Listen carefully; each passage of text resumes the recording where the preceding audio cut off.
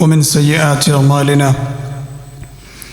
من يهده الله فلا مضل له ومن يضلله فلا هادي له أشهد أن لا إله إلا الله وحده لا شريك له وأشهد أن محمدا عبده ورسوله أرسله بالهدى ودين الحق ليظهره على الدين كله ولو كره المشركون اللهم صل على محمد وعلى آل محمد كما صليت على إبراهيم وعلى آل إبراهيم إنك حميد مجيد اللهم بارك على محمد وعلى آل محمد كما باركت على إبراهيم وعلى آل إبراهيم إنك حميد مجيد يا أيها الناس اتقوا ربكم الذي خلقكم من نفس واحدة وخلق منها زوجها وبث منهما رجالا كثيرا ونساء واتقوا الله الذي تساءلون به والأرحام إن الله كان عليكم رقيبا يا أيها الذين آمنوا اتقوا الله حق تقاته ولا تموتن إلا وأنتم مسلمون أما بعد فإن خير الكلام كلام الله وخير السنن سنن محمد صلى الله عليه وسلم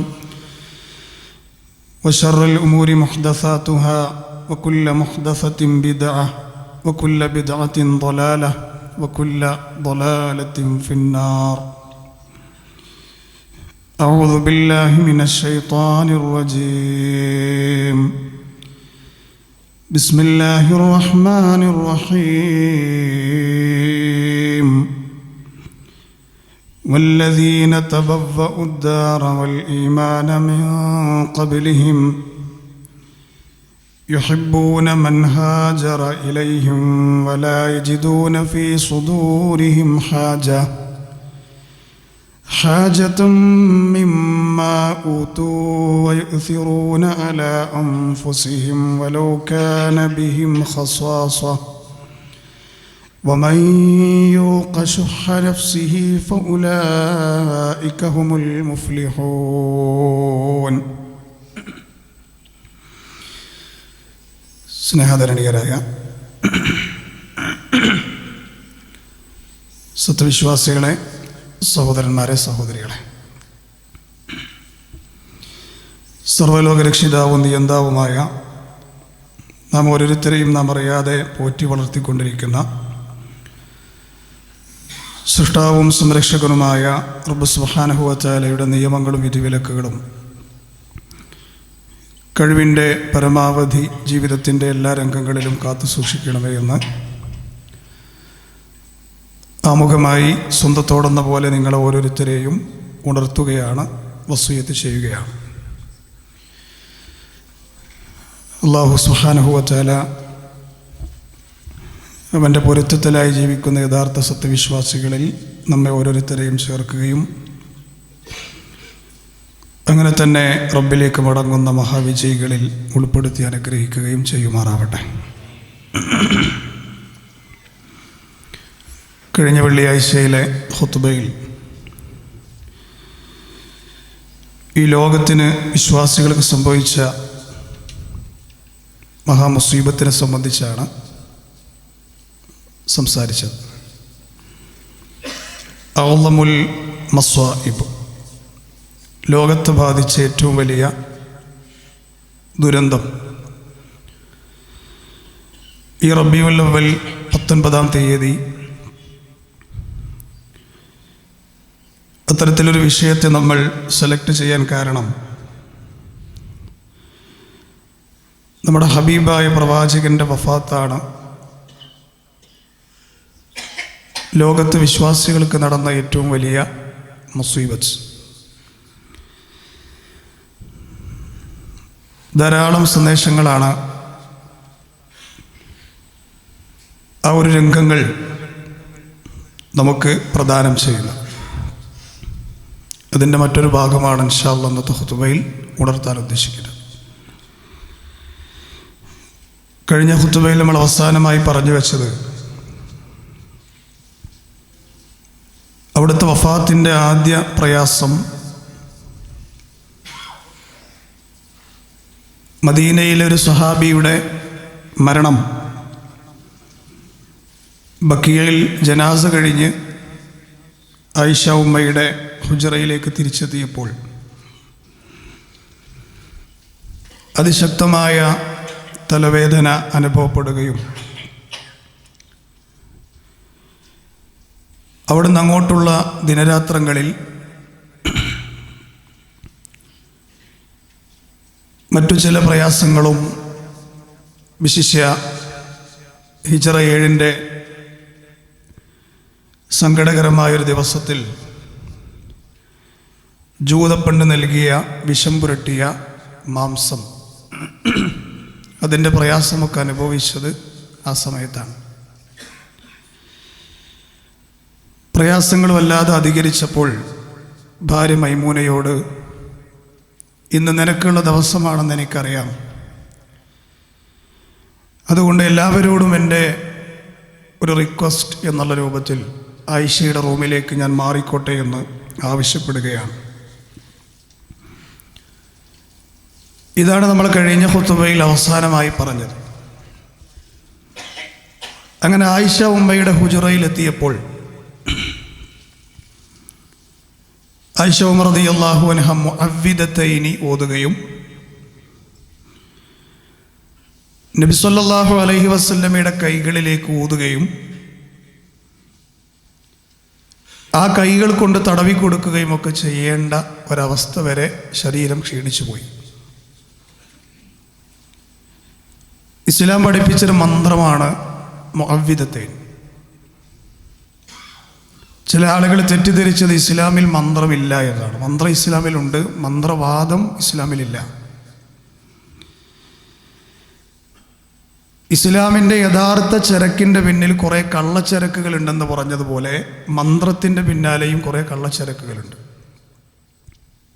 തകിടുകളിലായി, നൂലുകളിലായി, കെട്ടുകളിലായി, അതുപോലെ തന്നെ പല രൂപത്തിലുള്ള മന്ത്രവാദങ്ങൾ ഇന്ന് സമൂഹത്തിലുണ്ട്. അവർക്കൊക്കെ പറയാനുള്ള തെളിവെന്താ?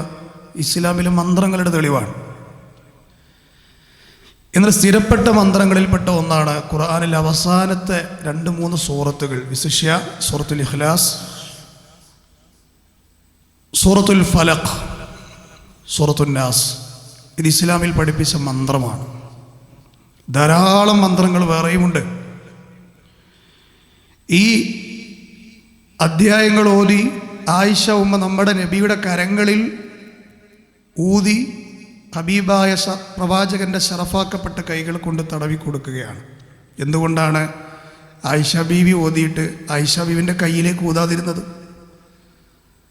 എന്തിനാ നബിയുടെ കൈകളിലേക്ക് ഊതിയത്? ആയിഷ ഉമ്മയുടെ കൈകളേക്കാൾ ശ്രേഷ്ഠതയാണ്, ശറഫാക്കപ്പെട്ട കൈകളാണ്, ബറക്കത്താക്കപ്പെട്ട കൈകളാണ് മുത്ത റസൂലുള്ളാഹി സ്വല്ലല്ലാഹു അലൈഹി വസല്ലമയുടെ കൈകൾ. ഇതൊക്കെ അതിൽ നിന്ന് നമ്മൾ മനസ്സിലാക്കേണ്ട കാര്യങ്ങളാണ്.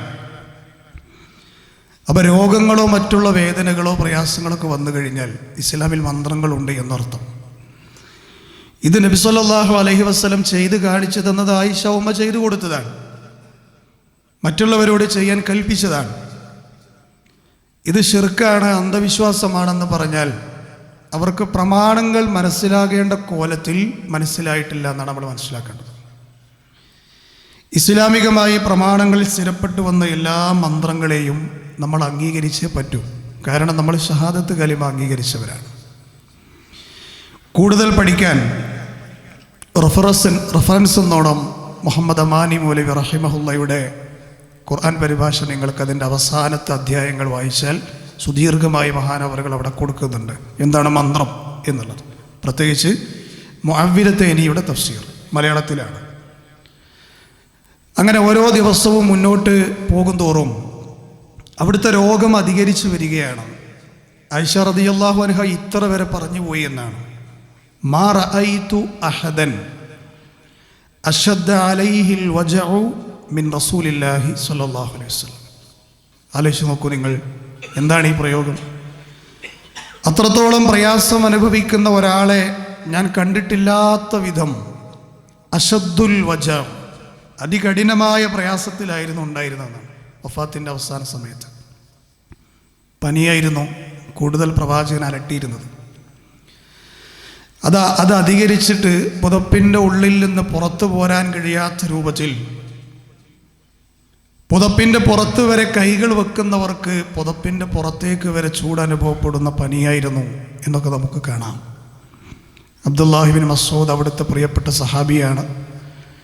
അബ്ദുല്ലാഹിബിൻ മസ്ഊദ് റളിയല്ലാഹു അൻഹു പറയുന്നുണ്ട്, ദഖൽതു അലാ റസൂലില്ലാഹി സ്വല്ലല്ലാഹു അലൈഹി വസല്ലം, അല്ലാഹുവിൻ്റെ പ്രവാചകൻ്റെ അരികിലേക്ക് ഈ സമയത്ത് ഞാൻ കടന്നു ചെന്നു.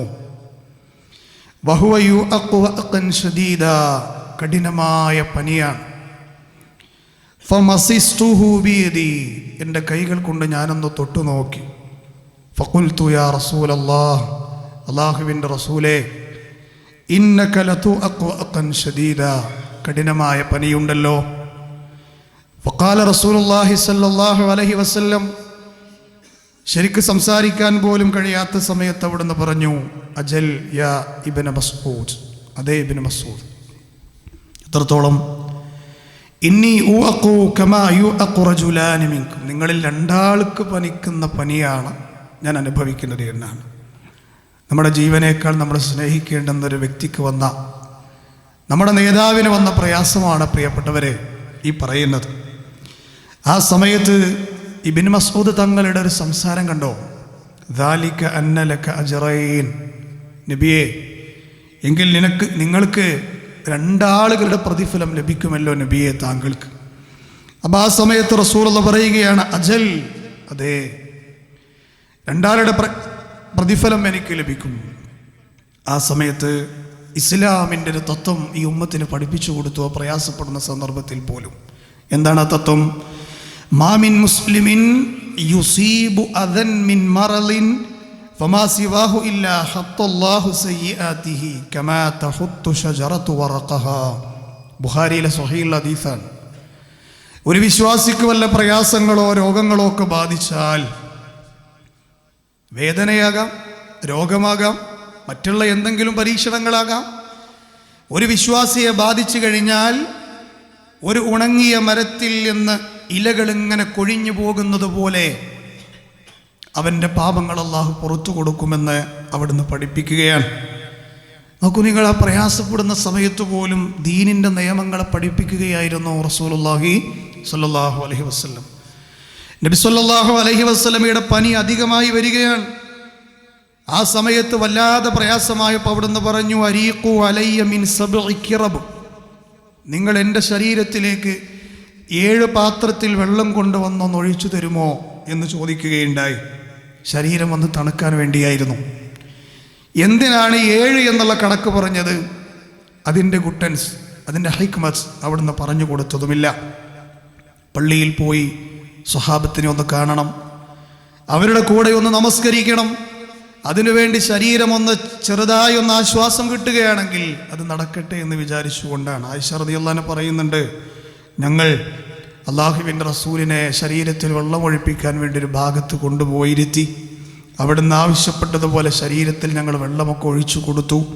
ഹത്താ തഫിക യുഷീറു ഇലൈനാ ബിയദി, അവിടുന്ന് ഞങ്ങളോട് കൈകൾ കൊണ്ട് ആംഗ്യം കാണിക്കുന്നത് വരെ. എന്താ ആംഗ്യം കാണിച്ചത്? ഞാൻ പറഞ്ഞതുപോലെ നിങ്ങൾ ചെയ്തിരിക്കുന്നു, ഇനി മതി എന്ന് പറയുകയുണ്ടായി. കുറച്ച് പനിയും അതുപോലെ തന്നെ ക്ഷീണവും ഒക്കെ ഒന്ന് ആശ്വാസമായപ്പോൾ സുമ്മ ഖറജ ഇലന്നാസ്, അവിടുന്ന് നേരെ പള്ളിയിലേക്ക് പോവുകയാണ്. ഇബ്നു അബ്ബാസ് ഹിബ്റുൽ ഉമ്മ റളിയല്ലാഹു അൻഹു അവിടുന്ന് പറയുകയാണ്, ഖറജ റസൂലുള്ളാഹി സ്വല്ലല്ലാഹു അലൈഹി വസല്ലം ഫീ മറദിഹി അല്ലദീ മാത ഫീഹി ആസിബൻ റഅസഹു ബിഖിർഖത്തിൻ. സുബ്ഹാനല്ലാഹ്. പള്ളിയിലേക്ക് പുറപ്പെടുന്നതിൻ്റെ മുമ്പ് അവിടുത്തെ തലയിൽ ഒരു ശീല നനച്ച് വലിച്ചു കെട്ടിയതായി ഞാൻ കാണുകയുണ്ടായി. അത്ര കഠിനമായ പനി. ഫഖഅദ അലൽ മിമ്പർ, നേരെ മസ്ജിദ് നബവിയിൽ വന്ന മിമ്പറിൽ കയറിയിരുന്നു. എന്നിട്ട് ഹമീദല്ലാഹ്, അള്ളാഹുവിനെ സ്തുതിക്കുകയാണ്, ഹംദും സ്വലാത്തും ചൊല്ലുകയാണ്. എന്നിട്ട് സഹാബത്തിനോട് അവിടുന്ന് ആരോഗ്യമില്ലാത്ത അവസ്ഥയിൽ പോലും പറഞ്ഞു, എനിക്ക് ശേഷം ആരായിരിക്കണം എൻ്റെ കാലം കഴിഞ്ഞാൽ ഈ ഉമ്മത്തിൻ്റെ ഖലീഫയാകേണ്ടത് എന്നുള്ള ചില സൂചനകളായിരുന്നു അവിടുന്ന് കൊടുത്തിരുന്നത്. ഇന്നഹു ലൈസ അലന്നാസി അഹദുൻ അമന്ന അലയ്യ ഫീ നഫ്സിഹി വമാലിഹി മിൻ അബീ ബക്കർ ഇബ്നു അബീ കുഹാഫ. സമ്പത്ത് കൊണ്ടും ശരീരം കൊണ്ടും എന്നെ ഇത്രത്തോളം സഹായിച്ചൊരു വ്യക്തിയാണ് അബൂ കുഹാഫയുടെ മകൻ അബൂബക്കർ എന്ന് പറയുകയുണ്ടായി. എന്നിട്ട് അബൂബക്കർ റളിയല്ലാഹു അൻഹു കുറിച്ച് പറയുകയാണ്, വലൗ കുൻത മുത്തഖിദൻ മിനന്നാസ് ഖലീലൻ ലത്തഖൽതു അബൂബക്കർ ഖലീല. ഞാനൊരു കൂട്ടുകാരനെ സ്വീകരിക്കുമായിരുന്നുവെങ്കിൽ, ഞാനൊരു ഫ്രണ്ടിനെ സ്വീകരിക്കുമായിരുന്നെങ്കിൽ അത് ഞാൻ അബൂബക്കറിനെയായിരുന്നു സ്വീകരിക്കുക എന്ന് പറയും. എന്നങ്ങനെ പറയാൻ കാരണം, അള്ളാഹുവിന് 2 കൂട്ടുകാരന്മാരുള്ളത്. അള്ളാഹ് ഒന്ന് ഇബ്രാഹിം നബിയാണ്, മറ്റൊന്ന് റസൂലുള്ളാഹി സ്വല്ലല്ലാഹു അലൈഹി വസല്ലമയാണ്. അതുകൊണ്ട് ആ ഒരു ആത്മസുഹൃത്തിനെ സ്വീകരിച്ച സ്ഥിതിക്ക് മറ്റൊരു ഖലീലിനെ സ്വീകരിക്കാൻ പ്രവാചകന് സാധ്യമല്ല. പക്ഷേ അബൂബക്കർ റളിയല്ലാഹു അൻഹു ആരാണ്? വിശുദ്ധ ഖുർആൻ പറഞ്ഞു പ്രവാചകന്റെ സാഹിബാണ്. വിശുദ്ധ ഖുർആൻ പറയുന്നുണ്ട്.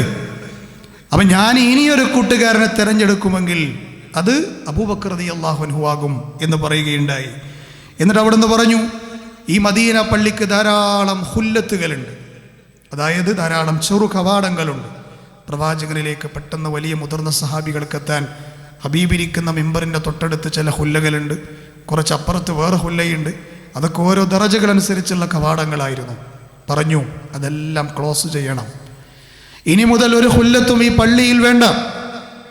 പക്ഷേ അവിടുന്ന് പറഞ്ഞു, ഫീ ഹാദിഹിൽ മസ്ജിദി ഗൈറ ഖൗഖതി അബീ ബക്കർ, അബൂബക്കർ റളിയല്ലാഹു അൻഹു മാത്രം നിങ്ങൾ അടക്കേണ്ടതില്ല എന്ന് പറയുകയുണ്ടായി. ഇത് അടുത്ത ഖലീഫ ആരാകണം എന്നുള്ളതിൻ്റെ ഒരു സൂചനയായിരുന്നു എന്ന് നമുക്ക് കാണാം.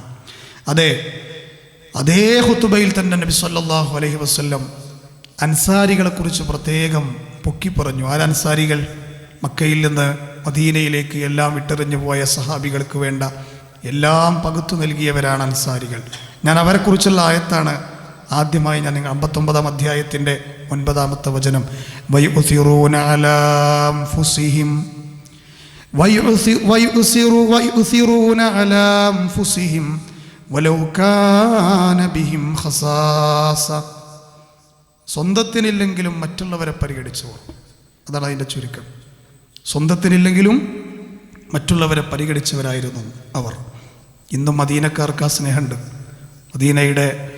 മദീനയിൽ ചെന്ന് അവരനുഭവിച്ചവർക്കറിയാം, മക്കയെ അപേക്ഷിച്ച് മദീനക്കാർക്ക് പണ്ടേ ഒരു അതിഥികളെ സ്വീകരിക്കാനുള്ളൊരു മനസ്സും ഒരു ത്വരയുമൊക്കെ ഇപ്പോഴുമുണ്ട്. അവരെക്കുറിച്ച് പറഞ്ഞു, ഊസീക്കും ബിൽ അൻസാർ, നിങ്ങൾക്ക് ഞാൻ അൻസാറുകളെ കുറിച്ച് വസിയത്ത് നൽകുകയാണ്. എന്താ വസിയത്ത്? ഫഇന്നഹും ഖരീശി വഗൈബതി, അവർ എൻ്റെ സ്വന്തക്കാരാണ്. അതുകൊണ്ട് അവരുടെ മേലുള്ള ബാധ്യതകളെല്ലാം അവർ ചെയ്തു കഴിഞ്ഞിട്ടുണ്ട്. ഇനി നമുക്ക് അവരോട് ചില ബാധ്യതകളുണ്ട്, അത് നിങ്ങൾ ചെയ്തു കൊടുക്കണേ. എന്നിട്ട് അവിടെ നിന്ന് പറഞ്ഞു, ഹുബ്ബുൽ അൻസ്വാരി മിനൽ ഈമാൻ, മദീനയിൽ അൻസ്വാരികളെ സ്നേഹിച്ചാൽ അത് ഈമാനിൻ്റെ ഭാഗമാണെന്ന് അഷ്റഫുൽ ഖൽഖ് മുഹമ്മദ് മുസ്തഫ സല്ലല്ലാഹു അലൈഹി വസല്ലം പറയുകയാണ്. സ്വഹാബികളെ മോശമാക്കി സംസാരിക്കുന്നവർക്കുള്ള ഒരു മറുപടി കൂടിയായിരുന്നു ഈ ഒരു പ്രയോഗം. അങ്ങനെ നമസ്കാരത്തിന് നേതൃത്വത്തിന് പോലും കഴിയാതെ വന്നൊരവസ്ഥയിലേക്ക് ശരീരമാകെ തബാനായി പോവുകയാണ്, ക്ഷീണിച്ചു പോവുകയാണ്. ആയിഷ ഉമ്മ പറയുന്നുണ്ട്, ജമാഅത്ത് നമസ്കാരത്തിന് പോകാൻ അവിടുന്ന് ആഗ്രഹമുണ്ട്, പക്ഷെ നടക്കുന്നില്ല. അസ്വല്ലന്നാസ്, ഞങ്ങളോട് ചോദിച്ചു, വീട്ടിൽ കിടന്നിട്ട് ചോദിക്കുകയാണ്, ജനങ്ങളൊക്കെ നിസ്കരിച്ചു ആയിഷ? ആ സമയത്ത് ഭാര്യമാരായി ഞങ്ങൾ ഒരുമിച്ച് പറഞ്ഞു, ഇല്ല നബിയെ, വഹും യന്തദിറൂനക്, അവർ നിങ്ങളെ കാത്തിരിക്കുകയാണ്. അതായത് ഈ ഹുതുബക്ക് ശേഷം റസൂല വീട്ടിലേക്ക് മടങ്ങിയ ശേഷമുള്ള ദിവസങ്ങളെ കുറിച്ചാണ് ഈ പറയുന്നത്. ആ സമയത്ത് അവിടെ നിന്ന് പറഞ്ഞു, ലഊനി മാഅൻ ഫിൽ മിഖ്തബ്, നിങ്ങളൊരു പാത്രത്തിൽ വെള്ളം കൊണ്ടുവരുമോ, എന്നിട്ട് എൻ്റെ ശരീരത്തിലൂടെ ഒഴിച്ചു തരുമോ എന്നാണ്. എന്നിട്ട് അവിടുന്ന് സഹാബി വനിതകൾ, ഭാര്യമാർ അവിടുത്തെ ശരീരത്തിലേക്ക് വെള്ളമൊഴിച്ചു. ഫദഹബലിയനു, എന്തിനു വേണ്ടിയാണ്? വേദന സഹിച്ച് പള്ളിയിലേക്ക് പോകാൻ വേണ്ടിയിട്ടാണ്. ഫൗമിയാലൈ, പള്ളിയിലേക്ക് പോകാനുള്ള ഡ്രസ്സിട്ട് റസൂലുള്ളാഹി ഹുജ്റയുടെ പുറത്തിറങ്ങിയപ്പോൾ അവിടുന്ന് ബോധം നഷ്ടപ്പെട്ട് മരുഭൂമിയിലേക്ക് തളർന്ന് വീണുപോയി. വീണ്ടും അവിടുത്തെ ഭാര്യമാർ വീടിൻ്റെ ഉള്ളിൽ കൊണ്ടുപോയി കിടത്തി. അല്പം ബോധം തെളിഞ്ഞപ്പോൾ ചോദിച്ചു, വീണ്ടും നേരത്തെ ചോദ്യം, അസ്വല്ലന്നാസ്, ജനങ്ങൾ നമസ്കരിച്ചോ? അപ്പോഴും സഹാബി വനിതകളായ ഭാര്യമാർ പറഞ്ഞു, ഹും യന്തദിറൂന യാ റസൂലല്ലാഹ്, നബി അവർ നിങ്ങളെ കാത്തിരിക്കുകയാണ്. റസൂലുള്ള പറഞ്ഞു, എങ്കിൽ എനിക്ക് കുറച്ച് വെള്ളം വേണം. ശരീരത്തിലൂടെ ഒഴിച്ചു, പോകാൻ ഒരുങ്ങി, ബോധരഹിതനായി വീണു. ഇങ്ങനെ 3 പ്രാവശ്യം അവിടുന്ന് ശ്രമിച്ചു, 3 പ്രാവശ്യം അവിടുന്ന് തളർന്നു വീണു. ഈ സമയത്ത് പള്ളിയിലുള്ള സഹാബത്തിൻ്റെ അവസ്ഥ എന്താണെന്നറിയോ? ഹദീസിൽ കാണാം, വന്നാസു ഉഖൂഖുൻ ഫിൽ മസ്ജിദി യന്തദിറൂന റസൂലുള്ളാഹി സ്വല്ലല്ലാഹി അലൈഹി വസല്ലം ബിസ്വലാത്തിൽ ഇശാ. ഇശാസ്കാരത്തിന് വേണ്ടി നബിയെ കാത്തിരിക്കുകയാണ്. നബി ഇപ്പോൾ വരും എന്നുള്ള പ്രതീക്ഷയിലാണ് ഓലുള്ളത്. അവസാനം പോകാൻ കഴിയില്ല. കാരണം 3 റൗണ്ട് വെള്ളമൊഴിച്ച് ഡ്രസ്സ് മാറ്റി പോയപ്പോഴും ബോധം കെട്ട് വീഴുകയാണ്. ജമാഅത്ത് നിസ്കാരത്തിൻ്റെ പ്രാധാന്യം അതിൽ നമുക്ക് കാണാം. അനാവശ്യമായി തൻ്റെ കടയിലിരുന്ന് ജമാഅത്ത് കളയുന്നവരോട്, മാനുഷികമായി വന്നു പോകുന്ന ചില ശർഈയായ കാരണങ്ങൾക്കപ്പുറത്ത് ജമാഅത്തിനെ വളരെ ലളിതമായി കാണുന്ന ആളുകൾക്കൊക്കെയുള്ള ഒരു വലിയ താക്കീത് കൂടി ഇതിലുണ്ട് എന്ന് നമ്മൾ മനസ്സിലാക്കണം. സുബഹിക്ക് പള്ളിയിൽ പോകാത്ത ആൾക്കാരുണ്ട് നമ്മുടെ കൂട്ടത്തിൽ. ആരോഗ്യമുണ്ടോൽക്ക്, വണ്ടിയുണ്ടോൽക്ക്, തൊട്ടടുത്ത് എത്ര പള്ളികളാണെന്നറിയും, പ്രത്യേകിച്ച് നമ്മൾ ഈ പ്രദേശത്ത്. സഹോദരങ്ങളെ, 2 കണ്ണും കാണാത്ത സഹാബിക്ക് വരെ നബി ഉദുറ് കൊടുത്തിട്ടില്ല പള്ളിയിൽ പോകണം എന്ന് പറഞ്ഞിട്ട്. 5 കാരണങ്ങൾ കൊണ്ടാണ് അത്ര അദ്ദേഹത്തിന് പള്ളി നബി എനിക്ക് പ്രയാസമാണെന്ന് പറഞ്ഞത്. അത് ഏറ്റവും പ്രധാനം കണ്ണില്ല. നബി പറഞ്ഞു, നിങ്ങൾ വരണ്ടെന്ന്. തിരിച്ചു പോകുമ്പോൾ ആ സഹാബിയോട് തപ്പി പിടിച്ചിങ്ങനെ പോവുകയാണ്. ആ സമയത്ത് ചോദിക്കുകയാണ്, ബിലാലിൻ്റെ ബാങ്ക് കേൾക്കാറുണ്ടോ? ആ സഹാബി പറഞ്ഞു, നഅം. എങ്കിൽ മാജിദുലക റുഖ്സ, നിങ്ങൾക്ക് ഇളവില്ല എന്ന് പറഞ്ഞു. അതുകൊണ്ട് ജമാഅത്തിൽ അലംഭാവം കാണിക്കുന്ന മുഅ്മിനീങ്ങളായ പുരുഷന്മാരെ, മുത്തുനബിനെ സ്നേഹിക്കുന്നവരാണ് നിങ്ങളെങ്കിൽ ബാങ്ക് കേൾക്കുന്ന പള്ളിയിൽ ചെന്ന് നിസ്കരിക്കാൻ നമ്മൾ ശീലിക്കണം. അള്ളാഹു നമുക്ക് ഈമാൻ പ്രദാനം ചെയ്യുമാറാകട്ടെ. അങ്ങനെ പള്ളിയിലേക്ക് ആളെ പറഞ്ഞേക്കാണ് റസൂലുള്ളാഹി ഫർസല റസൂലുള്ളാഹി സ്വല്ലല്ലാഹി അലൈഹി വസല്ലം. എന്തിനാ പറഞ്ഞേക്കണേ? ജനങ്ങളെ കൂട്ടി നിസ്കരിക്കാൻ വേറെ ആരെങ്കിലും ഏൽപ്പിക്കൂ എന്ന് പറയാൻ. ആരാണ് നബി തങ്ങൾ നിന്ന മിഹ്റാബിൽ നിൽക്കാൻ ഇനി അടുത്ത സ്ഥാനീയൻ ആരാണ്? വകാന റജുലാനി റഖീഖാ, സോഫ്റ്റായ ഹൃദയത്തിൻ്റെ ഉടമയായിരുന്നു അബൂബക്കർ സിദ്ദീഖ് റളിയല്ലാഹു അൻഹു. അദ്ദേഹത്തോട് ഇമാമത്ത് നിൽക്കാൻ വേണ്ടി കൽപ്പിക്കുകയാണ്.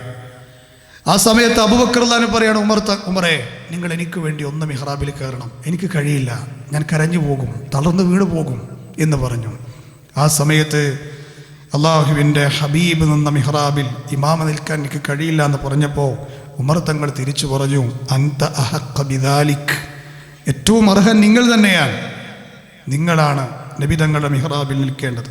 അങ്ങനെ നിർബന്ധിതനായി അബൂബക്കർ റളിയല്ലാഹു അൻഹു നിൽക്കേണ്ടി വന്നു. അങ്ങനെ കുറച്ച് ദിവസങ്ങൾ അങ്ങനെ മുന്നോട്ട് പോയി. അബൂബക്കർ റളിയല്ലാഹു അൻഹു ഇമാം എന്നിട്ട് അങ്ങനെ മുന്നോട്ട് പോയി. ഇതിൽ നിന്നൊക്കെ നമുക്ക് മനസ്സിലാകുന്നൊരു പാഠം എന്താണെന്ന് ചോദിച്ചാൽ, അത്രയും പ്രതിസന്ധി ഉണ്ടായപ്പോഴും അവിടുത്തെ ചിന്ത ജമാഅത്തിനെ കുറിച്ചായിരുന്നു എന്നൊരു പാഠം. രണ്ടാമത്, ചില ആളുകൾ പറയുന്നുണ്ട്, അള്ളാഹുവിൻ്റെ അടുക്കൽ കൂടുതൽ അങ്ങ് അടുത്തു കഴിഞ്ഞാൽ പിന്നെ ഓൽക്ക് ശരീഅത്തിൻ്റെ നിയമങ്ങളൊന്നും ബാധകല്ല എന്ന് പറയുന്ന കുറച്ച് ഷിയാക്കളുണ്ട് നമ്മുടെ നാട്ടിൽ. ഷിയാക്കൾ എന്ന് ഞാൻ പ്രയോഗിക്കാൻ കാരണം ഷിയാക്കളെ വിശ്വാസമാണ്. അതായത് ജദബിൻ്റെ ഹാല്, അതുപോലെ തന്നെ ഫനാഇൻ്റെ ഹാല്, അതുപോലെ തന്നെ അള്ളാഹുവിലേക്ക് അടുക്കുന്ന ചില ഹാലുകളുണ്ട് എന്നാണ്. എന്നിട്ട് അതിന് ചേർച്ച ഔലിയാക്കന്മാരുടെ പേരും പറയും. ഈ സൂഫികളെ വിശ്വാസം എന്താ പറയുക? സൂഫികളാരാ? ഷിയാക്കൾ പെറ്റിട്ട ചാപ്പിള്ളയാണ്. അതേ ഷിയാക്കളെ വിശ്വാസം പോരുന്ന ആളുകളാണ്. ഓല വാദം എന്താ? അള്ളാഹുവിലേക്ക് അടിമ അങ്ങ് അടുത്തു കഴിഞ്ഞാൽ ഇസ്ലാമാകുന്ന ശരീഅത്തിൻ്റെ കപ്പലിൽ നിന്ന് അവർ പിന്നീട് കടലിലേക്ക് തുള്ളുന്ന, കടലാകുന്ന അള്ളാഹുവിലേക്ക് അവർ തുള്ളും. അങ്ങനെ ഈ കപ്പലാകുന്ന ശരീഅത്തിൽ നിന്ന് കടലിലേക്ക് തുള്ളുന്ന ആ ഷെയ്ഖ് അത് ഉപ്പുകെട്ടയാണെന്നാണ്. ഉപ്പുകെട്ട അള്ളാഹു ആകുന്ന കടലിലേക്ക് ചാടും. അങ്ങനെ ആ ഉപ്പുകെട്ട കടലിലേക്ക് ഇങ്ങനെ ആഴ്ന്നു പോകുമ്പോൾ എന്താ സംഭവിക്കുക? അലിഞ്ഞ് ആ ഷെയ്ഖ് അള്ളാഹുവിലേക്ക് അങ്ങ് അലിഞ്ഞു പോകും. പിന്നെ അവസാനം അയാൾ പറയും, അനല്ലാ. ഇങ്ങനെ ഫനായിൻ്റെ അവസ്ഥയിലേക്ക് എത്തിയ ആളാണ് അത്ര സി എം മടവൂര്. അല്ല പറയണത് തന്നെയാണ് സി എം മടവൂരും പറയാൻ. അവിടെ സി എം എന്ത് പറഞ്ഞാലും അത് അല്ല പറഞ്ഞ പോലെയാണ്. നിങ്ങളൊന്ന് ആലോചിച്ച് നോക്കി, ഈ റസൂലുള്ളാഹിനേക്കാളും വലിയ ഫനായിലും ജദ്ബിലൊക്കെ എത്താൻ ഇനി ആർക്കാണ് കഴിയുക? നിങ്ങൾ എന്താണ് ഈ പറയുന്നത്? ബുദ്ധി ഏതെങ്കിലും അമ്മിൻ്റെ ചോട്ട് കൊണ്ടുവച്ചിരിക്കുക നമ്മുടെ സമൂഹം ആണോ? ആലോചിച്ച് നോക്കൂ നിങ്ങൾ. നബി സല്ലല്ലാഹു അലൈഹി വസല്ലം ആ സമയത്ത് പോലും ആഗ്രഹിക്കുന്നത് ജമാഅത്താണ്. നിങ്ങൾ എന്താ ജമാഅത്തിന് പോകത്തെന്ന് പറഞ്ഞാൽ കൈ അണിച്ചു കൊടുക്കുക. അത്ര ഞാൻ ഹറമിൽ ഇമാമാണെന്ന് പറയുന്നത് ഏതൊരൗലിയ? 40 ശരീരമുണ്ട്, എവിടെയെങ്കിലും പോയി നിസ്കരിക്കേണ്ട. നബിക്ക് ആകെ ഒരു ശരീരം ഉണ്ടായിട്ടുള്ളൂ, സഹാബികൾക്കും. ഏത് ദീനാണ് ഇവരൊക്കെ പിൻപറ്റുന്നത്? ഇത് വിശ്വസിക്കാൻ കുറേ പാവങ്ങളും. മടങ്ങാൻ സമയിക്കണ കൂട്ടരെ, മടങ്ങാൻ സമയമായിട്ടുണ്ട്. എന്നാൽ അല്ലാഹുവിനോട് ഏറ്റവും അടുത്ത റസൂലുള്ളാഹിയുടെ അവസ്ഥ ആലോചിച്ച് നോക്കൂ നിങ്ങൾ. ചിലരൊക്കെ കഅബയിൽ പോയി നിസ്കരിക്കാൻ നമ്മുടെ നാട്ടിൽ ചില ആൾക്കാർ 40 തടി ഉണ്ടെന്ന് പറഞ്ഞിട്ട്, എന്നാൽ ഭക്ഷണം കഴിക്കുമ്പോഴോ ഇപ്പം 40 തടിയില്ല, അപ്പോൾ അവിടെ തന്നെ ഉണ്ടാവും ചെയ്യും അല്ലേ? അപ്പം ഇതൊക്കെ പൂർണ്ണമായ തട്ടിപ്പാണെന്ന് നമ്മൾ മനസ്സിലാക്കുക. ആയിഷ റളിയല്ലാഹു അൻഹ പറയുന്നുണ്ട്, നബിയെ എൻ്റെ ഉപ്പാനങ്ങൾ ഇങ്ങനെ ഇമാമത്ത് നിർത്തിയാൽ അദ്ദേഹത്തിന് അത് കഴിയില്ല എന്നാണ്. ആ സമയത്ത് റസൂലുള്ളാഹി സ്വല്ലല്ലാഹു അലൈഹി വസല്ലം പറയാണ്, ഞാൻ കൽപ്പിച്ചത് അതുപോലെ നടപ്പിലാക്കാൻ നിങ്ങൾ പറഞ്ഞാൽ മാത്രം മതി എന്നാണ്. പിന്നെ പല വിഷയങ്ങളും നബിതങ്ങൾ ആയിഷ ബീവിയോട് പറയുന്നുണ്ട്. ഇങ്ങനെ ധാരാളം പ്രാവശ്യം ആവർത്തിച്ചതിന് ശേഷമാണ് അബൂബക്കർ റളിയല്ലാഹു ഇമാമെന്ന്. പിന്നെ നമ്മുടെ നാട്ടിലെ ചില ഷിയാക്കളുടെ വിശ്വാസം, അതായത് ഇന്ന് ലോകത്ത് ഇറാനിലൊക്കെ ജീവിക്കുന്ന ഷിയാക്കളുടെ വിശ്വാസം എന്താ അറിയോ? അബൂബക്കർ റളിയല്ലാഹു കാഫിറാണെന്നാണ്. അബൂബക്കർ റളിയല്ലാഹു അൻഹുവും ഉമർ ബിൻ ഖത്താബും ഉസ്മാൻ ബിൻ അഫ്ഫാനും ഒക്കെ കാഫിറുകളാണ്. അലിക്ക് കിട്ടേണ്ടുന്ന ഖിലാഫത്ത് സ്ഥാനം തട്ടിയെടുത്തവരാണ്. സ്ഥാനമോഹികളായിരുന്നു സ്വഹാബികളെങ്കിൽ അള്ളാന്റെ റസൂൽ ഇമാമത്ത് നിൽക്കാൻ പറഞ്ഞ സമയത്ത് ഒന്നും ആലോചിക്കാതെ ചാടിപ്പടഞ്ഞ് നിൽക്കേണ്ട ആൾക്കാരായിരുന്നു. അബൂബക്കർ എന്താ പറഞ്ഞേ? എനിക്ക് കഴിയില്ല എന്നാ പറഞ്ഞു. സ്ഥാനമോഹികളാണോ അവർ? ഉമർ റളിയല്ലാഹു അൻഹു ഏൽപ്പിച്ചു. ഉമർ എന്താ പറഞ്ഞേ? എനിക്ക് കഴിയില്ല, നിങ്ങളാണ് ഏറ്റവും അർഹൻ. ഇവരൊക്കെ സ്ഥാനമോഹികളാണെന്ന് പറയുന്നുണ്ടെങ്കിൽ ജൂതന്മാർ ഇസ്ലാമിൻ്റെ മുഖം വികൃതമാക്കാൻ ഉണ്ടാക്കിയെടുത്ത കള്ള വിഭാഗമാണ് ഷിയാക്കൾ. ഓല് പടച്ചുണ്ടാക്കിയ വാദാണിതൊക്കെ. ഇത് നമ്മൾ തിരിച്ചറിയും. ഇതൊക്കെ അതിൻ്റെ ശാഖകളായിട്ട് നമ്മൾ മനസ്സിലാക്കേണ്ട കാര്യങ്ങളാണ് അല്ലേ? സുന്നികൾ സഹാബി വനിതകൾ ചോദിക്കുകയാണ്, നബിയെ, ഒരു സഹാബി വനിത ഒന്ന് ചോദിക്കുകയാണ്, നബിയെ നിങ്ങൾ രോഗിയാണല്ലോ, എനിക്കൊരു സംശയമുണ്ട് നബിയെ, തീർത്തു തരണം. ആ സമയത്ത് ആ സഹാബി വനിതയുടെ സംശയം നബി തീർത്തു കൊടുത്തു. സഹാബി വനിത പോകാൻ നിൽക്കുന്ന സമയത്ത് ചോദിക്കുകയാണ്, നബിയെ ഞാനിനി മറ്റൊരു സംശയവുമായി തിരിച്ചു വന്നു കഴിഞ്ഞാൽ നിങ്ങളെ കണ്ടില്ല എങ്കിൽ എന്ത് ചെയ്യും? ആ സമയത്ത് റസൂലുള്ള പറഞ്ഞു, ഇല്ലം തജിദീനി ഫഅതി അബൂബക്കർ, എന്നെ കണ്ടില്ലെങ്കിൽ എൻ്റെ അബൂബക്കറിൻ്റെ അരികിൽ നിങ്ങൾ ചെല്ലണമെന്നാണ്. അപ്പോൾ ഇതിൽ നിന്നൊക്കെ എന്താ മനസ്സിലാകണത്? ഞാൻ എൻ്റെ കാലം കഴിഞ്ഞാൽ അടുത്ത ഖലീഫ അബൂബക്കർ ആകണമെന്നുള്ളതാണ് ഇതിൽ നിന്നൊക്കെ മനസ്സിലാകുന്നത്.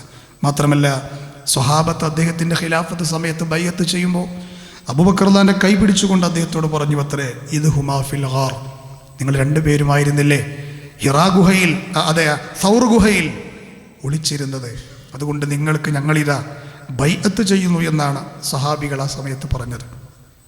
ഇതെല്ലാം പറഞ്ഞിട്ട് അവിടുന്ന് പറഞ്ഞൊരു കാര്യം ഉണ്ടായിരുന്നു.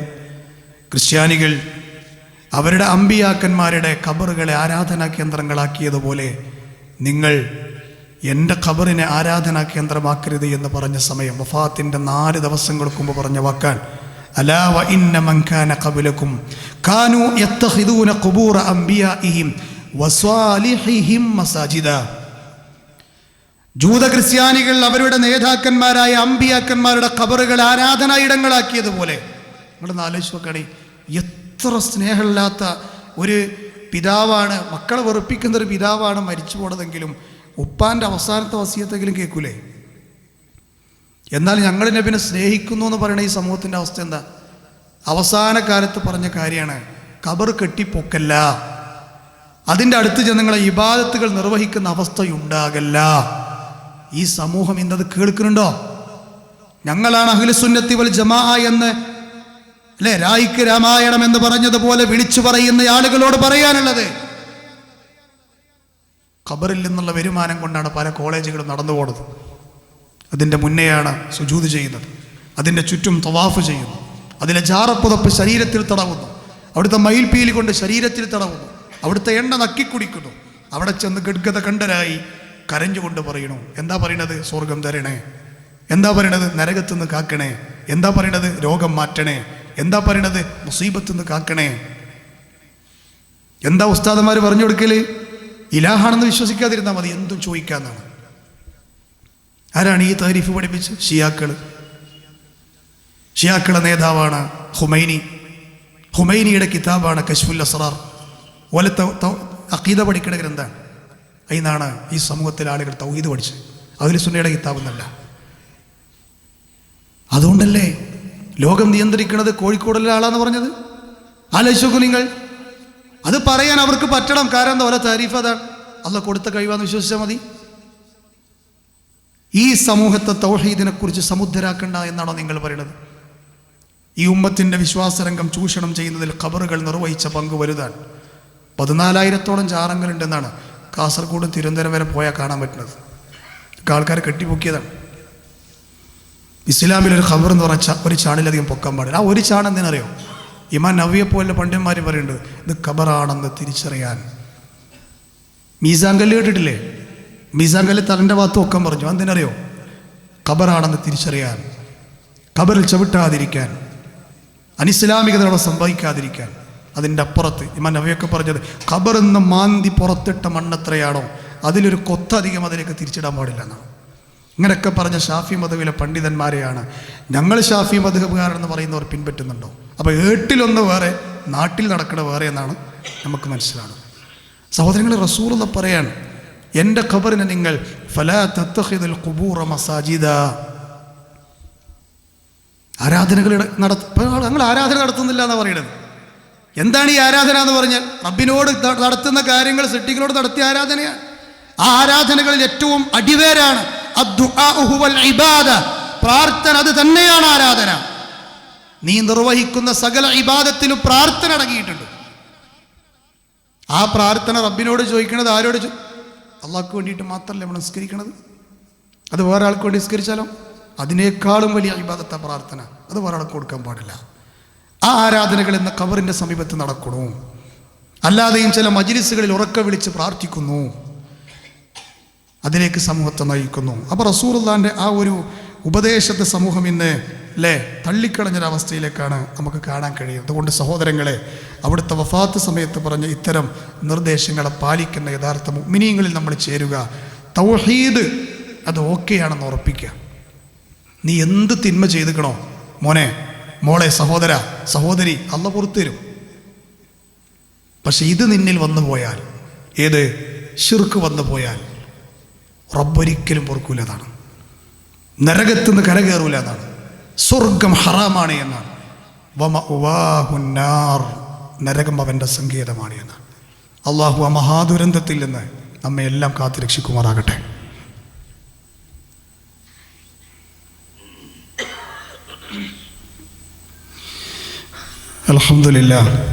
അൽഹംദുലില്ലാഹി റബ്ബിൽ ആലമീൻ വസ്സലാത്തു വസ്സലാമു അലാ റസൂലിഹിൽ അമീൻ വഅലാ ആലിഹി വസഹ്ബിഹി അജ്മഈൻ. അമ്മാ ബഅദ്. അള്ളാഹുവിനെ സൂക്ഷിക്കണമേ എന്നൊരിക്കൽ കൂടി എന്നെയും നിങ്ങളെയും ഉണർത്തുകയാണ്. സഹോദരങ്ങളെ, ആയിഷ റളിയല്ലാഹു അൻഹ പറയുന്നുണ്ട്, റസൂലുള്ളാഹിയുടെ ഖബർ ആരാധിക്കപ്പെടുമെന്നുള്ള ഭയം ഇല്ലാതിരുന്നുവെങ്കിൽ അവിടുത്തെ ഖബർ എൻ്റെ റൂമിൻ്റെ പുറത്ത് അല്ലെങ്കിൽ ബക്കിയിലോ അല്ലാത്ത ഇടങ്ങളിലൊക്കെ ആയി മറമാടുമായിരുന്നു എന്നാണ്. എന്തിനാണ് നബി തങ്ങളെ ഖബർ എവിടെ? റസൂലുള്ളാഹിന്റെ ഖബർ എവിടെയാ? ആയിഷ ഉമ്മാൻ്റെ റൂമിലാണ്. ആയിഷ ഉമ്മയുടെ റൂമിലാണ്. 40 കൊല്ലമാണ് ആ ഖബറുള്ള റൂമിൽ ആയിഷ ബീവി ജീവിച്ചത്. നമ്മുടെ നാട്ടിലെ ആളുകളെ വിശ്വാസം എന്താ അറിയോ? റിഫായി ഷേഖ് എന്ന് പറയുന്നൊരു മഹാനായ മനുഷ്യൻ, അദ്ദേഹം നല്ലൊരു മനുഷ്യനാണ്. അവരുടെ ദറജകളെ ഒന്നും എടുത്തു താഴ്ത്തി നമ്മളാരുമല്ല. പക്ഷെ അദ്ദേഹത്തെക്കുറിച്ച് ചില തെറ്റിദ്ധാരണകൾ സമൂഹത്തിൽ പരത്തുന്നത്. അതിൽ ഏറ്റവും പ്രധാനപ്പെട്ട ഒന്നാണ് അദ്ദേഹം നബി തങ്ങളെ വിളിച്ചു പറഞ്ഞു എന്നാ, റൂഹീക്കും ബി ഉർസിലുഹ, നബിയെ എൻ്റെ റൂഹിനെയാണ് സാധാരണ ഞാൻ നിങ്ങളുടെ അടുക്കലേക്ക് പറഞ്ഞയക്കൽ. ഇപ്രാവശ്യം ഞാനിതാ ജസദോടെ വന്നിരിക്കുകയാണ്. അതുകൊണ്ട് നബിയെ നിങ്ങളെ കൈ ഒന്ന് കബർന്ന് പുറത്തിട്ട് തരുമോ, ഞാനൊന്ന് മുത്തി മണക്കട്ടെ എന്നാണ്. മൗലൂദുകളിലുണ്ട്, ഇത് സമൂഹത്തെ കൊണ്ട് ചൊല്ലിപ്പിക്കുന്നുണ്ട്. ഇത് മദ്ഹാണെന്ന് പറയുന്നുണ്ട്. ഇതെന്ത് മദ്ഹ സഹോദരങ്ങളെ? ഇത് മദ്ഹ? ഞാൻ എന്തിനാ പറഞ്ഞത്? 40 കൊല്ലം ആയിഷ ഉമ്മാൻ്റെ റൂമിൽ നബി തങ്ങൾ കടന്നിട്ട് ഒരിക്കലെങ്കിലും ആയിഷ ബീവി നബി ഞങ്ങളെ കൈ ഒന്ന് കാണിച്ചു തരുമെന്ന് പറഞ്ഞ ഒറ്റ ഹദീസ്, ഒരു സ്വഹീഹായ സനദിൽ. അങ്ങനെ ചിന്തിച്ചാൽ പോരെ? എന്താ നമ്മളെക്കാളും ഈ ആയിഷ ഉമ്മാനേക്കാളും സ്നേഹമാണോ നമ്മുടെ സമൂഹത്തിലുള്ള ഈ റിഫായി ഷേഖ്? ഈ പിൽക്കാലത്ത് ജീവിച്ചു അയാൾക്ക്. ഷേഖ് ജീലാനിയുടെ സമകാലികനാണ് അദ്ദേഹം. 800 കൊല്ലങ്ങൾക്ക് മുമ്പ് ജീവിച്ചു മരിച്ചു പോയ ആളാണ്. വേറെ റിവായത്തിൽ പറയണം എന്താ അറിയാം? മൗലൂദ് കിതാബിൽ ശരീരം മുഴുവൻ ഖബറിന്ന് ഇറങ്ങി വന്നു എന്നാ, നബിയെ കെട്ടിപ്പിടിച്ചു റിഫായി ഷേഖ് എന്നാണ്. അപ്പോൾ ഒരു കാര്യം മനസ്സിലായി, നബി സ്വല്ലല്ലാഹു അലൈഹി വസല്ലം ഖബറിന്ന് എപ്പോഴാണ് വരിക? ഹദീസോട് സ്ഥിരപ്പെട്ടെന്താ അറിയോ?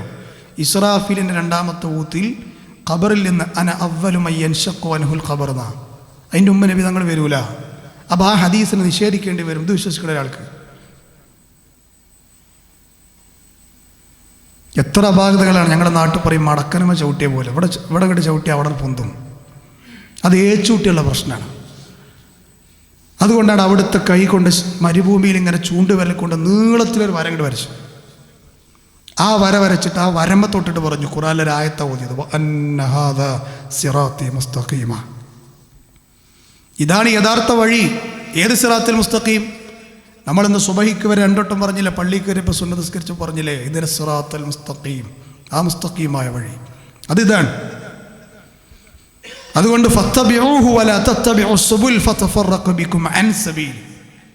നിങ്ങൾ ഈ പാതയെ പിൻപറ്റുക, അന്യപാതകളെ പിൻപറ്റരുത്. ഏത് അന്യപാതകൾ? പുത്തനാചാരങ്ങളാണ്. ഇമാം മുജാഹിദ് എന്ന് പറയുന്ന താബിഈ പറഞ്ഞു, വൽ ബിദ്ഉ വശുബഹാത്ത്, സംശയാസ്പദമായ കാര്യങ്ങളും ബിദ്അത്തുകളുമാണെന്ത്? പുത്തനാചാരങ്ങൾ, ഈ അന്യമായ വഴികൾ. എന്നിട്ട് ആ സിറാത്തുൽ മുസ്തഖീമിൻ്റെ ചുറ്റും ധാരാളം വരകൾ വരച്ചിട്ട് പറഞ്ഞു, ഇതൊക്കെ വഴികളാണ്. ഞാൻ ആദ്യം വരച്ച സിറാത്തുൽ മുസ്തഖീമിൻ്റെ അപ്പുറത്തുള്ള വഴി അതൊക്കെ. പക്ഷേ ഞാൻ ആദ്യം വരച്ച വരയിലൂടെയല്ലാതെ അതിൻ്റെ ചുറ്റും ഞാൻ സമാന്തരമായി വരച്ച വരകളിലൂടെ, വഴികളിലൂടെ ആര് സഞ്ചരിച്ചോ ആ വഴികളിൽ അവൻ്റെ ബദ്ധവൈരിയായ പിശാചവനെ കാത്തിരിക്കുന്നുണ്ടാകുമെന്നാണ്. അതുകൊണ്ട് സഹോദരങ്ങളെ, ഹിദായത്ത് കൊണ്ട് കളിക്കല്ല. ദീന് നല്ലോണം പഠിച്ചോളി. അറ്റാക്ക് മരണങ്ങൾ കൂടി വരികയാണ്, സ്ട്രോക്കുകൾ കൂടി വരികയാണ്, നെഞ്ചുവേദനക്കാർ കൂടി വരികയാണ്, പുതിയ പുതിയ രോഗികൾ കൂടി വരികയാണ്. എന്നും ഹൈവേ റൂട്ടിലൂടെ, ചീറിപ്പായുന്ന റൂട്ടിലൂടെ പോകുന്നവരാണ്.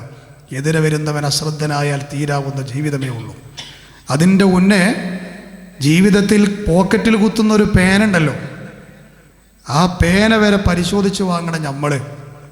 ശരീരത്തിൽ പുരട്ടുന്ന അത്തറിൻ്റെ മണം നമ്മൾക്ക് ഇഷ്ടപ്പെട്ടത് തിരഞ്ഞെടുക്കണം നമ്മൾ. ആദർശത്തിൻ്റെ വിഷയത്തിൽ ക്ലാരിറ്റി ഇല്ലാതെ മരിച്ചു പോയി കഴിഞ്ഞാൽ നഷ്ടപ്പെടുന്നത് എന്താണ്? മലാ ഐനുൻ റഅത് വലാ ഉദുനുൻ സമിഅത് വലാ ഖതറ അലാ ഖൽബി ബശരിൻ ഖാല റസൂലുള്ളാഹി സ്വല്ലല്ലാഹി അലൈഹി വസല്ലം. സ്വർഗ്ഗനഷ്ടമാണ്, സ്വർഗ്ഗനഷ്ടമാണ്. ഞാൻ എൻ്റെ മനസ്സെന്ന് പറയാണ്, ഇത് ഞാൻ പറഞ്ഞത് വേറെ ഒരു ഉദ്ദേശം കൊണ്ടല്ല, തീർത്തും നസീഹത്ത് മാത്രം. ഫമൻ കാന ഫല്യുമിൻ വമൻ കാന ഫല്യക്ഫുർ. ഇഷ്ടമുള്ളവർക്ക് സ്വീകരിക്കാം, അല്ലാത്തവർക്ക് തള്ളിക്കളയാം. പക്ഷേ അല്ല തന്ന ബുദ്ധി കൊണ്ട് പഠനവിധേയമാക്കുക. ഇല്ല എങ്കിൽ അലം യഅതികും നദീർ, മുൽക്ക് സൂറത്തിലില്ലേ, നിങ്ങൾക്ക് താക്കീതന്മാർ വന്നിരുന്നില്ലേ? ധിക്കാരികളായ പ്രമാണ നിഷേധികളായ ആളുകൾ, സത്യത്തെ സ്വീകരിക്കാത്തവർ അവിടെ വെച്ചുകൊണ്ട് പറയും, ഖാലൂ ബലാ ഖദ് ജാഅനാ നദീർ ഫകദ്ദബ്നാ മാ ഖുൽനാ. ഞങ്ങൾ അവരോട് പറഞ്ഞു, അവരെ ഞങ്ങൾ നിഷേധിച്ചു തള്ളി, നിങ്ങളൊക്കെ വലിയ വഴികേടിലാണെന്ന് ഞങ്ങൾ പറയുകയും ചെയ്തു. എന്നിട്ട് അവിടുന്ന് പറയുന്ന വാക്കെന്താ അറിയോ? ലൗ കുന്നാ നസ്മഉ ഔ നഅഖിലു മാ കുന്നാ ഫീ അസ്ഹാബിസ് സഗീർ. ഞങ്ങളൊന്ന് കേട്ടിരുന്നെങ്കിൽ, ഒന്ന് ചിന്തിച്ചിരുന്നെങ്കിൽ, ഒന്ന് പഠിച്ചിരുന്നെങ്കിൽ ഈ സഗീർ എന്ന് പറയുന്ന നരകത്തിലേക്ക് ഞങ്ങൾ വരില്ലായിരുന്നല്ലോ എന്നാണ്. എന്ത് കരഞ്ഞിട്ടെന്താ? സെന്റികൾക്ക് സ്ഥാനമില്ലാത്ത ലോകമാണ് പരലോകം. അവിടെ ആർക്കാ വിജയം? അല്ലേ? യൗമ ലാ യൻഫഉ മാലും വലാ ബനൂൻ ഇല്ലാ മൻ അത്തല്ലാഹ ബിഖൽബിൻ സലീം. ഖത്താദ റഹിമഹുല്ലാഹ് പറയുന്നു, ഖൽബുൻ സലീം എന്ന് പറഞ്ഞാൽ അള്ളാഹനെ മാത്രം മനസ്സിൽ കൊണ്ടു നടക്കുന്ന ഹൃദയമാണത്. വേറൊരു പടപ്പുകളോടുമില്ല. അതിലേക്ക് നമുക്ക് മടങ്ങാം. അതാണ് റസൂലുള്ളാഹിയുടെ രണ്ടാമത്തെ വഫാത്തിൻ്റെ പാർട്ടിൽ നമുക്ക് സൂചിപ്പിക്കാനുള്ള പ്രധാനപ്പെട്ട ഭാഗം. അള്ളാഹു നമ്മെ എല്ലാം അനുഗ്രഹിക്കുമാറാകട്ടെ. മരണം വരെ സത്യത്തിൻ്റെ വഴിയിലൂടെ മുന്നോട്ട് പോകാൻ, അങ്ങനെ തന്നെ സ്വർഗാവകാശിയായി വിട പറയാൻ സാധുക്കളായ പാപികളായ നമുക്കെല്ലാം അള്ളാഹു മഹത്തായ അവസരത്തെ നൽകി അനുഗ്രഹിക്കുമാറാകട്ടെ. ധാരാളം ആളുകൾ, രോഗികളായ ആളുകൾ, ശിഷ്യ തൈക്കടപ്പുറത്ത് നമ്മുടെ ഒരു പ്രിയപ്പെട്ട സുഹൃത്തിന് ക്യാൻസറാണെന്ന് സ്ഥിരീകരിച്ചിട്ടുണ്ട്. അള്ളാഹു സുബ്ഹാനഹു വ തആല അദ്ദേഹത്തിൻ്റെ ശരീരത്തിലുള്ള മാരകമായ രോഗത്തെ അദ്ദേഹത്തിന് നൽകുന്ന മരുന്നിലൂടെ അള്ളാഹു പൂർണ്ണമായ ശിഫ നൽകുമാറാകട്ടെ. അദ്ദേഹത്തിന് വേണ്ടി പ്രത്യേകം പ്രാർത്ഥിക്കാൻ പറഞ്ഞതുകൊണ്ട് ഉണർത്തി. നമ്മളൊക്കെ നമ്മുടെ പരിചയത്തുള്ളവർക്ക് വേണ്ടി പരസ്പരം പ്രാർത്ഥിക്കണം. എന്തിനാണ്? അവരുടെ രോഗം മാറാൻ. അതോടൊപ്പം ആ പരീക്ഷണം നമുക്ക് വരരുതേ എന്ന് മലക്കുകൾ നമുക്ക് വേണ്ടി പ്രാർത്ഥിക്കും. സ്ട്രോക്ക് ബാധിച്ചവരെ കുറിച്ച് പറഞ്ഞു, അതുപോലെ തന്നെ ഹൃദയത്തിൻ്റെ വാൾവുകളിൽ ബ്ലോക്കുള്ളവരെ കുറിച്ച് പറഞ്ഞു. അള്ളാഹു സുബ്ഹാനഹു വ തആല എല്ലാവർക്കും പൂർണ്ണ ശിഫ പ്രദാനം ചെയ്യുമാറാകട്ടെ. നമ്മെ നോക്കി കടന്നു വരുന്ന എല്ലാ പരീക്ഷണങ്ങളെയും മുസീബത്തുകളെയും അള്ളാഹു നമ്മിൽ നിന്ന് തട്ടിമാറ്റുമാറാകട്ടെ. ജീവിക്കുന്ന നാളുകൾ എത്രയാണോ അത്രയും നാൾ ആഫിയത്തുള്ള ശരീരത്തോടെ ജീവിക്കാൻ അള്ളാഹു നമുക്കെല്ലാം മഹത്തായ തൗഫീഖിനെ പ്രദാനം ചെയ്യുമാറാകട്ടെ. ഏത് സമയത്ത് റഹ്മാനായ റബ്ബ് തിരിച്ചു വിളിച്ചാലും ലാ ഇലാഹ ഇല്ലല്ലാഹ് എന്നുച്ചരിച്ച് സ്വർഗാവകാശിയായി മരിച്ചു പോകാനുള്ള മഹത്തായ അവസരം നമുക്കെല്ലാം അള്ളാഹു നൽകി അനുഗ്രഹിക്കുമാറാകട്ടെ. ധാരാളം ആളുകൾ പല വിഷമതകളാൽ കഷ്ടപ്പാടുകളാൽ പ്രയാസപ്പെടുന്നവരാണ്. അള്ളാഹു എല്ലാവർക്കും സന്തോഷകരമായ നിർഭയത്വമുള്ള സമാധാനമുള്ള ജീവിതം രണ്ട് ലോകത്തും നൽകി അനുഗ്രഹിക്കുമാറാകട്ടെ. നമ്മുടെ ഇടകൾ, നമ്മുടെ മക്കൾ, അള്ളാഹു അവരിൽ നമുക്കെല്ലാം കൺകുളിമ പ്രദാനം ചെയ്യുമാറാകട്ടെ. അല്ലാഹുമ്മ ഗ്ഫിർ ലിൽ മുഅ്മിനീന വൽ മുഅ്മിനാത്ത് വൽ മുസ്ലിമീന വൽ മുസ്ലിമാത്ത് الأحياء منهم والأموات إنك مجيب الدعوات يا قاضي الحاجات. اللهم أعز الإسلام والمسلمين وأذل الشرك والمشركين. اللهم أجرنا من النار، اللهم أجرنا من النار، اللهم أجرنا من النار. ربنا تقبل منا إنك أنت السميع العليم وتب علينا إنك أنت التواب الرحيم. ربنا آتنا في الدنيا حسنة وفي الآخرة حسنة وقنا عذاب النار. آمين آمين برحمتك يا أرحم الراحمين.